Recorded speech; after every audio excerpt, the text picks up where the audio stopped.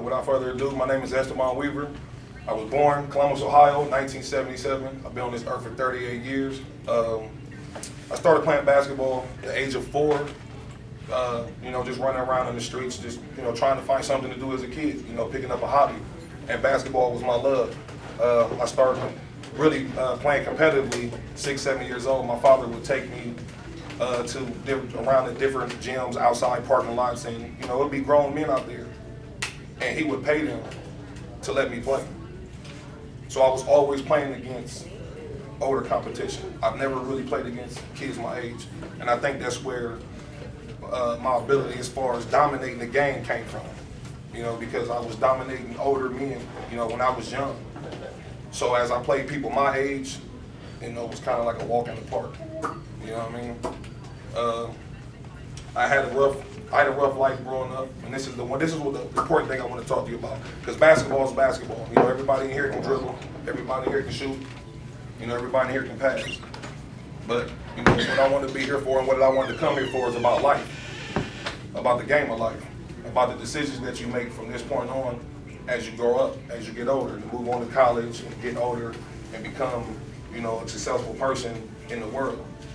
My upbringing was hard. I didn't really have no father. I had my mother and my grandmother who raised me as best they could. It was bad, man. And I just don't wish that on none of y'all. That's why I'm here to tell y'all, I've been shot before. I got shot 10 years ago, outside in the club, trying to be tough. Shouldn't even been out there. I didn't want to go that day, but it was NCAA basketball. Everybody wanted to go and drink beers. So what do? Okay, well, let's go. At the end of the night, I got shot in the back with a 45. When I'm I'm laying down, they get me to the hospital. I'm laying down on my back, and I'm just thinking about so many different things in my life. Because my life, physically wise, would have been over. The only thing that saved me was that I was an athlete. And that was the first thing the doctor said to me. He said, "You an athlete?" I said, "Yeah." He said, "I can tell." I said, "Why is that?" He said, "Because the muscles on your back are protruding out. And that's what's the muscles is what stopped the bullet from tearing up my spine. Because if it would have hit my spine, I'd have been paralyzed from the waist down. I'd have never had a chance to play basketball." Excuse me. I'm getting emotional because basketball is my love. I love basketball more than anything. And for somebody to tell me that I gotta wake up the next day and I can't run down the floor and dive on the floor for a loose ball or cheer my friends on or jump for a rebound, that's gonna be over. It changed my life. And I got a chance to look, and as I'm laying in the bed and I'm looking up, I'm looking at the x-ray on the wall, and I can see where the bullet just blew through my back and how close it was to my spine. And the only thing I can do on that bed was just cry. I cried uncontrollably, they had to calm me down. My blood pressure was going up. They had to give me a sedative to stop it, to really shut me down, because I couldn't stop crying. Because that's once again God talking to me, and I'm not listening. But I start listening. I start changing my life right after that. Because God is gonna give you as many chances as you allow him to, but you have to listen to him. And the NBA backed away from me because I was guilty by association. Not really because I was a bad kid.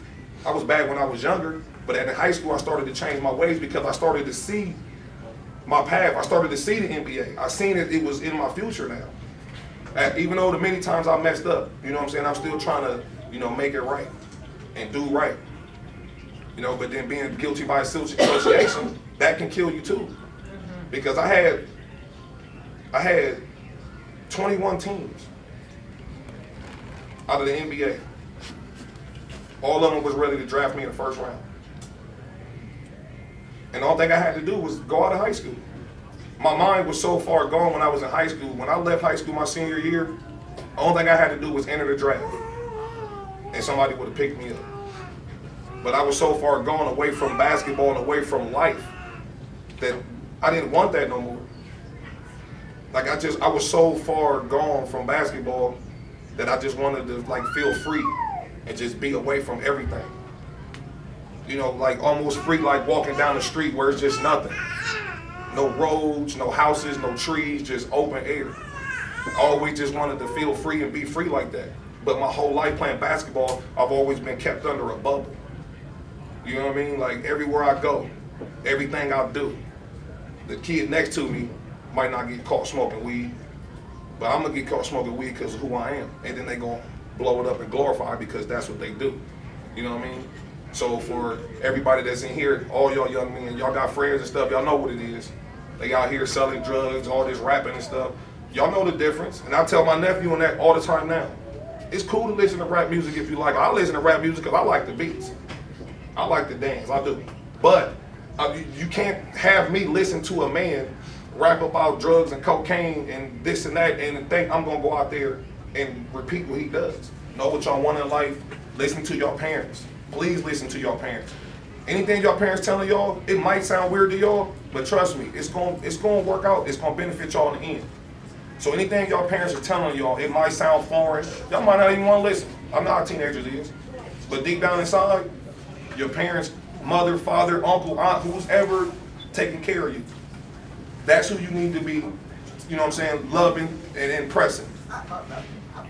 Showing them that this is the right thing to do. Yes, ma'am, no, ma'am. Y'all know all these things. You know what I mean? Stay out of the streets. You know what I'm saying? Hanging out with the right people. You know what I mean? My daughter just turned 21. I got a 21-year-old daughter. I look at her every day, and I can't believe that she's my daughter. Because she's grown up into the woman that I wanted her to be. You know what I mean? I didn't force her to be that way. Just as her father, I just kept behind her. You know what I'm saying? It was rough. Yeah, it was real rough. But now, you know what I mean, 21 years old, she about to graduate from college. She got her career, she's gonna be a veterinarian. I could die right now.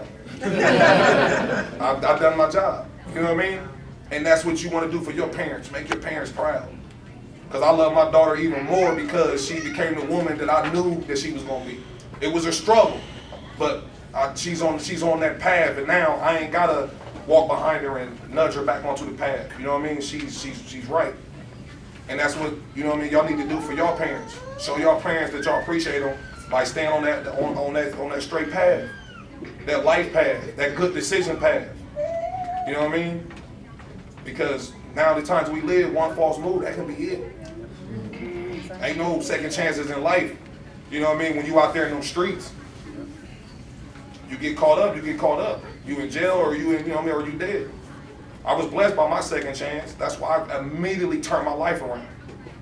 Because that's something you just don't play with when God's trying to show you something and you're not listening or you're not seeing it. That's one of the worst things you can ever do is miss, you know what I'm saying, miss a calling from God. And he's trying to show you something, but you just so blind to the fact that you can't see it. You know what I mean? So with that being said, man, I appreciate y'all.